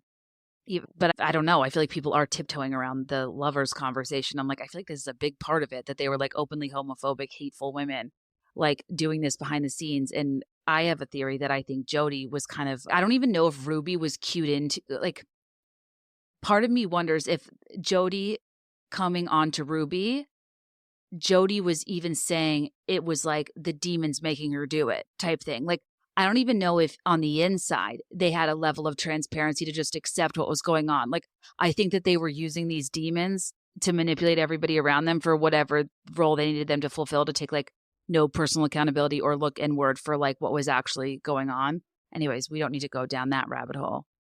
I love the rabbit Holy Spirit. I don't like when it's possessed by demons, but I do have to say, Jodi, like, for the love, that was some bad acting. Also, funny for them to film it. Like, isn't it? Also, Kevin's a moron. He was like, there was handprints with long fingernails. Like, this isn't Are You Afraid of the Dark? Like, it was a smudge. Anyways, what if you guys haven't seen this? It's the Ruby Frankie documentary on Hulu. I would say worth a watch, but it literally made me physically ill and I couldn't sleep. So, you know, consume wisely.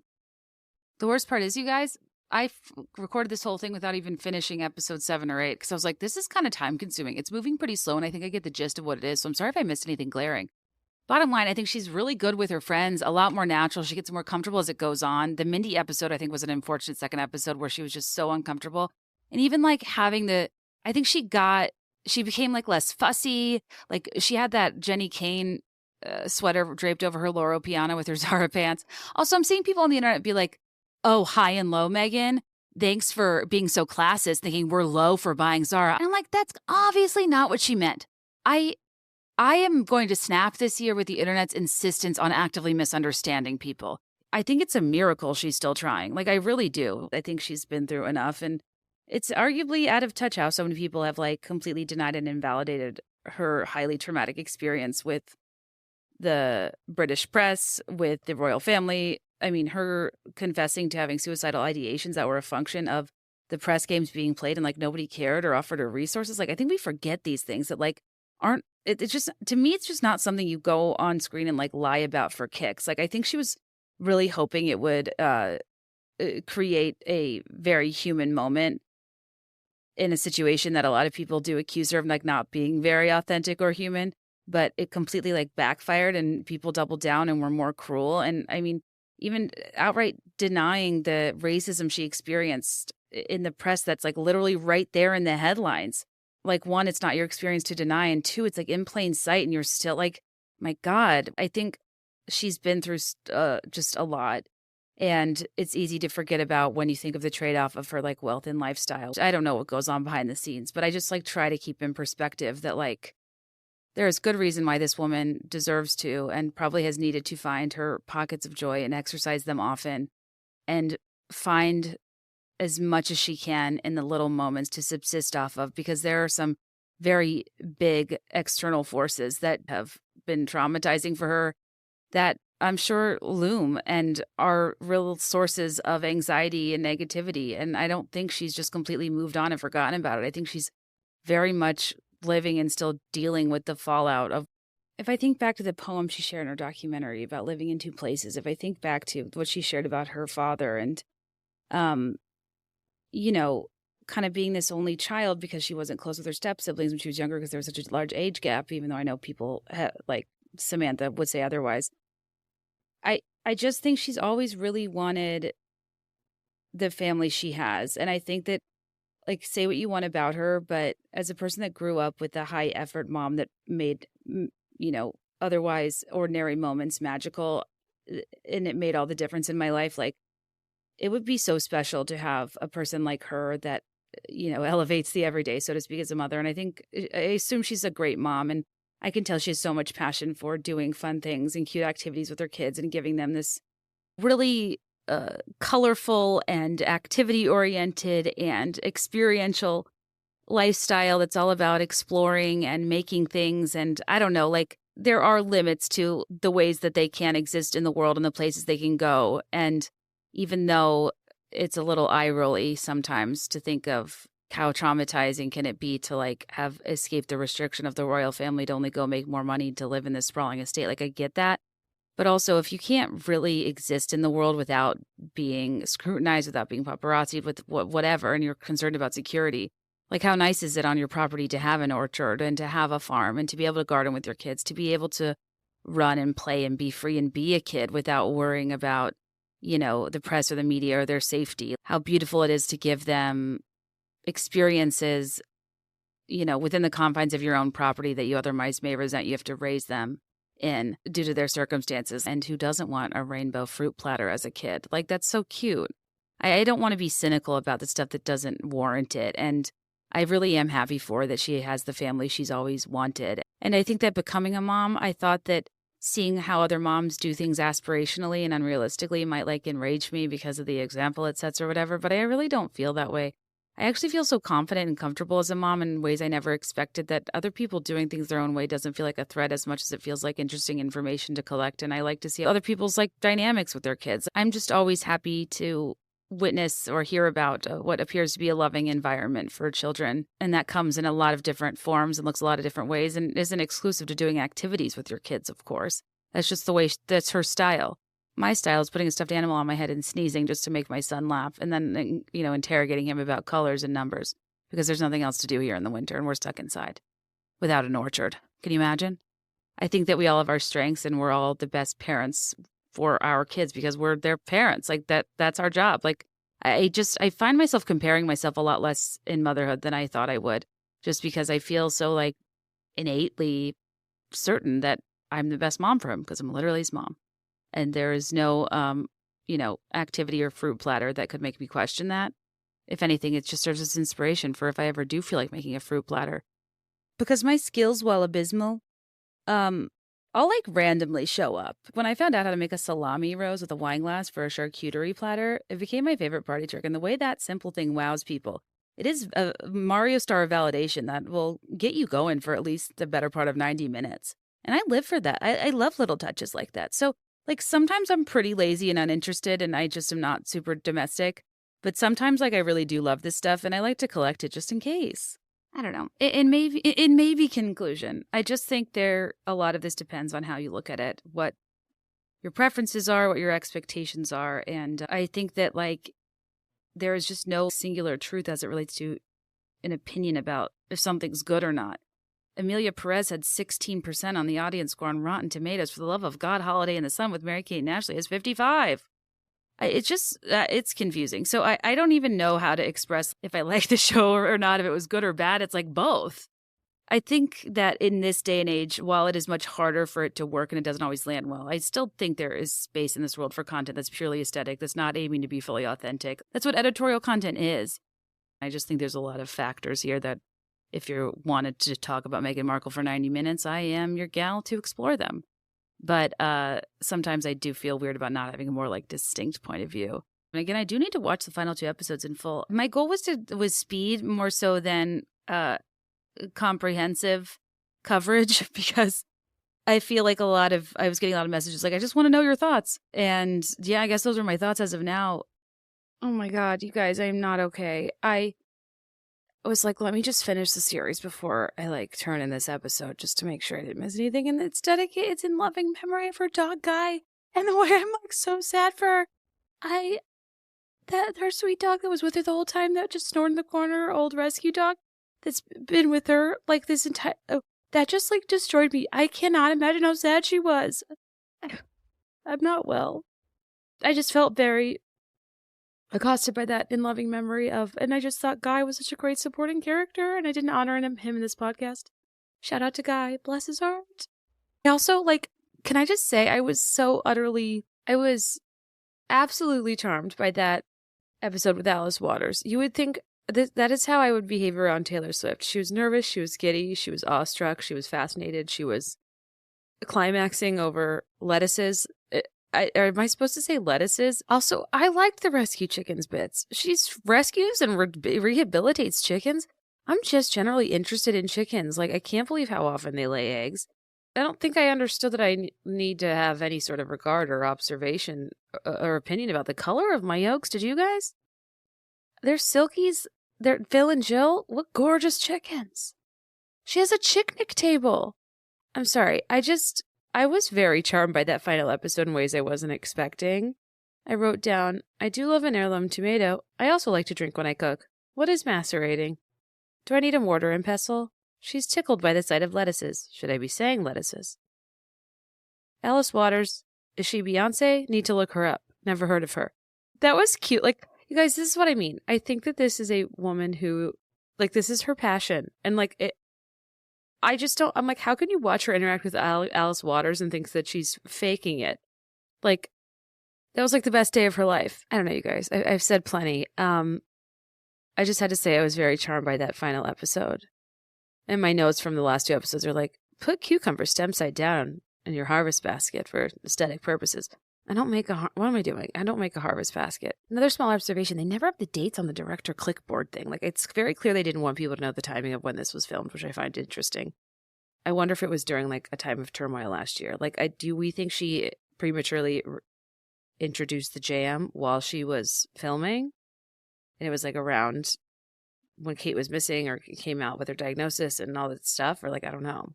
So she was a bit of a creamer shamer in terms of her friend Vicky, who likes coffee with cream. And Lord, no, there's nothing I hate more than, like, do you want some salad with that dressing? Do you want some coffee with that creamer?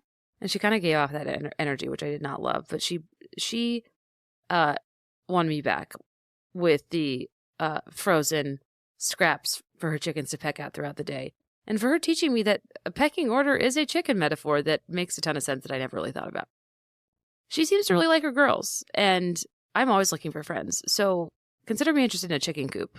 Honestly, I think as this show went on, even though for me as an adult doing these things solo, like, a lot of it bores me to tears and I'd rather do other things with my time, the idea of doing them with my son, so, like, it delights me to my core in ways I wish I could, like, provide this type of upbringing and this many fun interactions to have with the world and with nature, that it is trickier in the city. And I don't, I know Alice Waters says you just plant something on your windowsill, on your roof. Urban farming, I'm good, but I don't know. I will say something that did inspire me is that I've actually,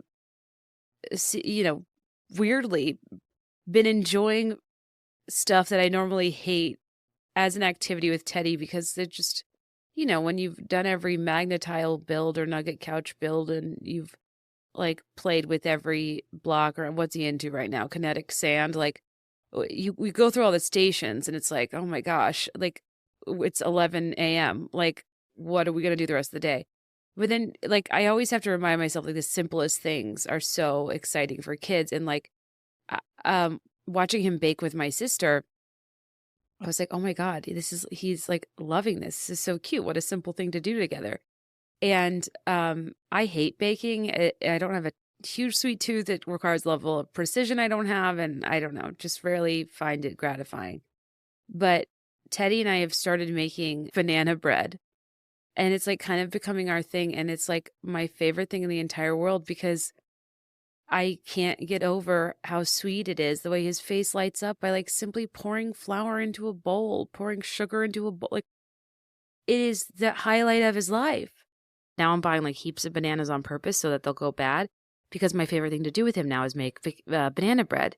And it's so all of a sudden I'm like, I love baking, but I don't actually love baking. I just love doing something together that's like so simple. And that's why I was like, wait, Meg, do I need to be sifting my dry ingredients like always? I didn't know. Probably not for simple banana bread, but like it is kind of funny. And I do relate in a way of like, I could hate baking. I could hate banana bread. I don't even know.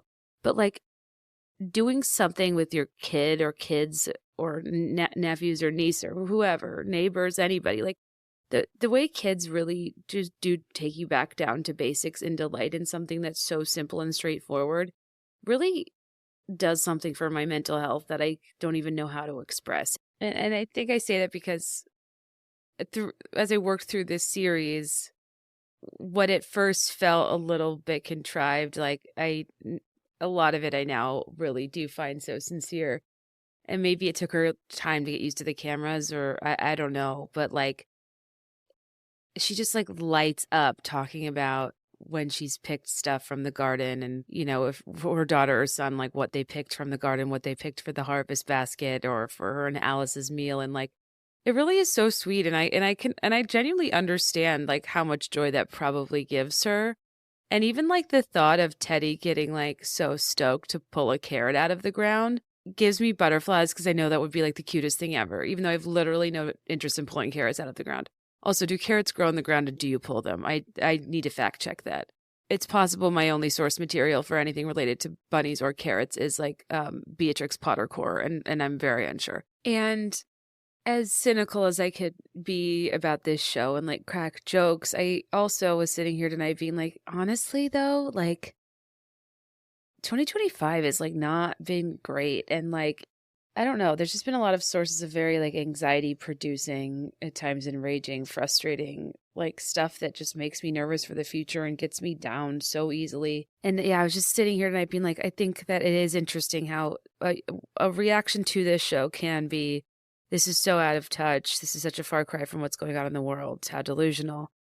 But it also can kind of serve as a reminder that I think there's something very healthy about the delusion of the present moment, where you're putting a lot of effort into a magical moment or memory or activity or something you're doing with someone that's just a moment of sincere connection and quality time that like I think many days is like the only joy I'm able to find. Obviously, the goal is to never ignore things or to put your head in the sand. And, there's a way you can talk about escapism that I think is really unproductive and kind of is like, well, it must be nice to not care.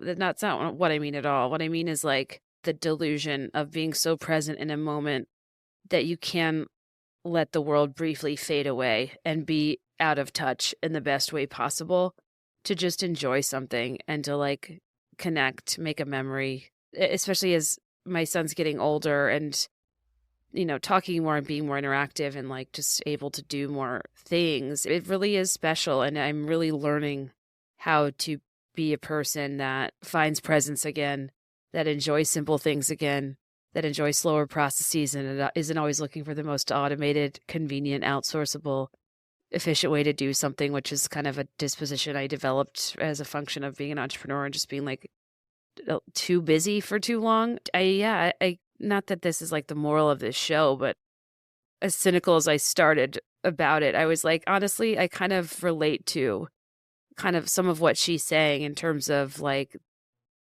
the importance and the joy of slowing down and caring for someone the best way you know how, and allowing yourself to almost delusionally prioritize something that like really doesn't matter, but on purpose, because I think we do need that balance.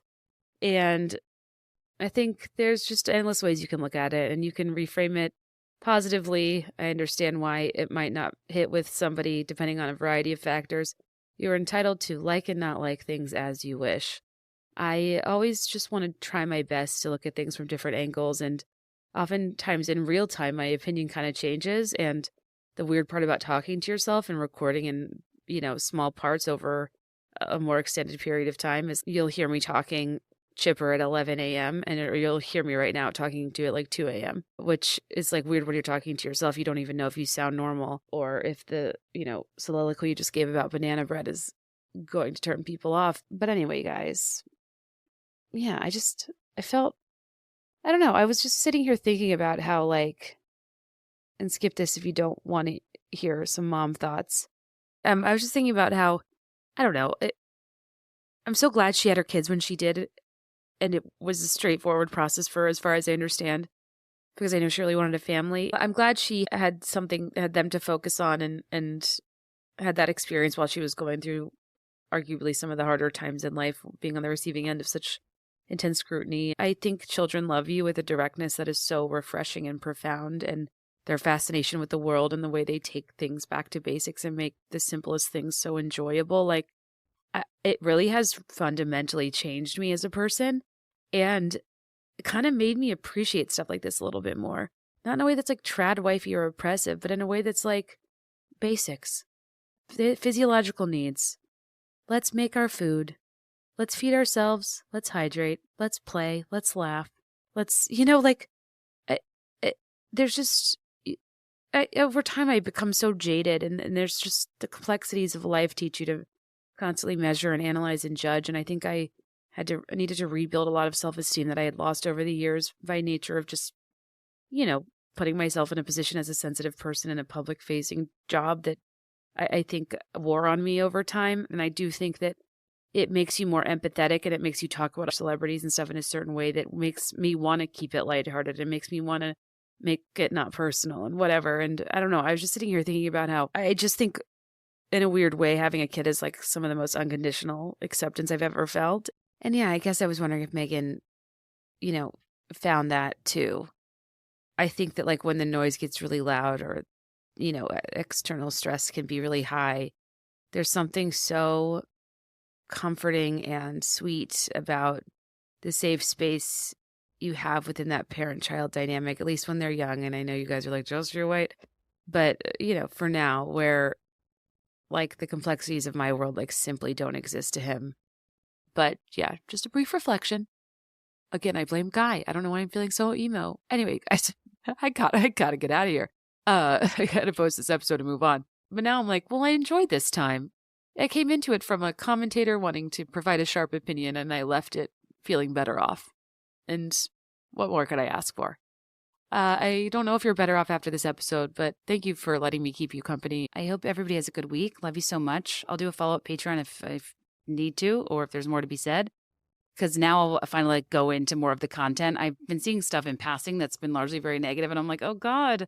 It's like, I want things to be critically reviewed, but I don't want people to be so beaten down and de-energized and discouraged that they never make anything.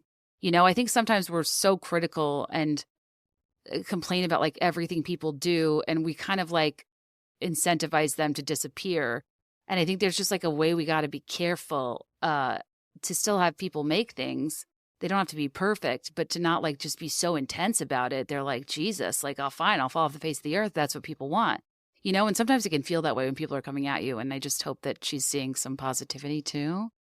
Because again, I think for what she's been through, like this, even though it is like almost comedically not vulnerable or personal, and we didn't really get to know anything about her, even just putting this show out there, I think is a vulnerable act in and of itself relative to like the type of criticism she's been under that she probably doesn't want to invite in, But maybe she has created this haven in 5 acres where she has everything she needs and can theoretically live off the land and exist in her world with her head down with her kids and is unbothered. And maybe she's created that sort of safe place for herself, which I also think is great. And I love Doria, and I hope Doria is doing well. Okay, I got to go. Have you ever tried to get off the phone with me? It's this.